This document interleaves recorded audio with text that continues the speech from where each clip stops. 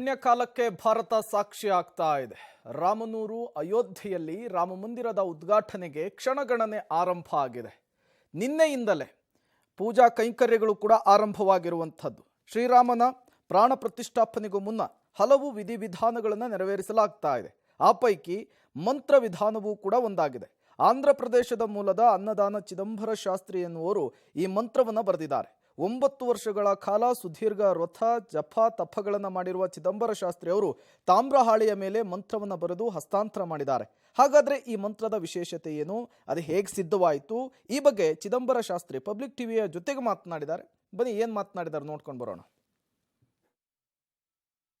22ನೇ ತಾರೀಕು ಅಯೋಧ್ಯೆಯ ರಾಮ ಮಂದಿರ ಉದ್ಘಾಟನೆ ಆಗ್ತಾ ಇದೆ. ಅವತ್ತೇ ಬಾಲರಾಮನ ಮೂರ್ತಿಗೆ ಪ್ರಾಣ ಪ್ರತಿಷ್ಠಾಪನೆ ಕೂಡ ಆಗುತ್ತೆ. ಪ್ರಾಣ ಪ್ರತಿಷ್ಠಾಪನೆಯ ಸಂದರ್ಭದಲ್ಲಿ ಸಾಕಷ್ಟು ವಿಧಿವಿಧಾನಗಳನ್ನ ಪಾಲನೆ ಮಾಡಲಾಗುತ್ತೆ. ಅದರಲ್ಲೂ ಕೂಡ ವಿಶೇಷವಾಗಿ ಆ ಮೂರ್ತಿಗೆ ಶಕ್ತಿ ಅಥವಾ ದೈವಿಕ ಶಕ್ತಿಯನ್ನು ತುಂಬುವಂತ ಕೆಲಸಗಳು ಕೂಡ ಆಗುತ್ತೆ.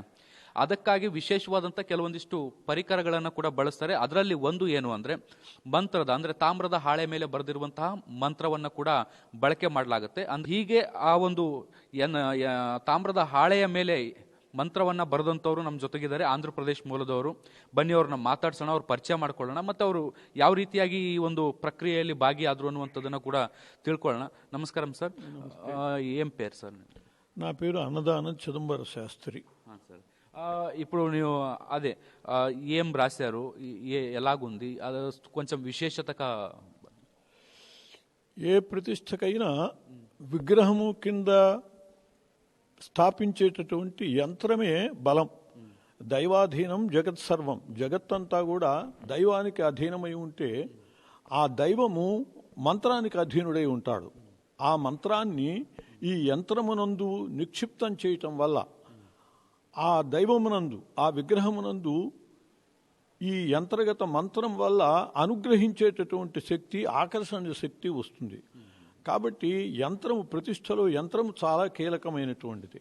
ప్రతిష్ఠ అంటే కదల్చకండగా ప్రతిష్ఠ నిలబెట్టేటటువంటిది అని. అది ప్రధానంగా యంత్రమే. ధ్రువంతే రాజా అని మంత్రం చెప్తూ ఆ ప్రతిష్ఠ చేస్తారు.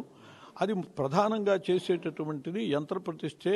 ఆ తర్వాత విగ్రహాన్ని పెడతారు. విగ్రహం అనేది కదల్చటము, దాన్ని సరిచేయటము ఇట్లా ఉంటాయి. యంత్రాన్ని పెట్టాక కదల్చటం ఉండదు. అందువల్లే ప్రతిష్ఠ అనేది యంత్రానికే ఉంటుంది. యంత్ర బలమే విగ్రహానికి అనుగ్రహ శక్తినిస్తుంది.